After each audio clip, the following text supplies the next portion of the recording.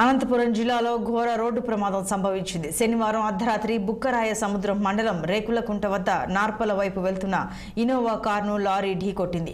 ఈ ఘటనలో కారులో ప్రయాణిస్తున్న నలుగురు అక్కడికక్కడే మృతి చెందారు.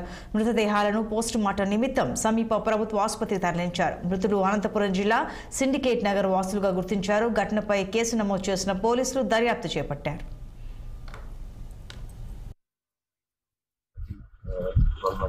Unfortunate incident. So, Dari and Innova చెప్పినటువంటి head-on collision తో 4 members on the spot ఒకరు ఇంజూర్ అయి ఉన్నారు. దీంట్లో ఎవరి మిస్టేక్ అనేది అసెస్ చేస్తున్నాము.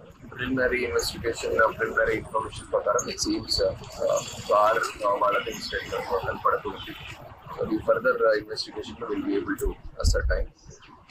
As such, road work gaani, enforcement work gaani, dani paranga ikkada mistakes anedi kanpadadledu. Just right road, curve gaani, lighting problems gaani alanti kuda levu.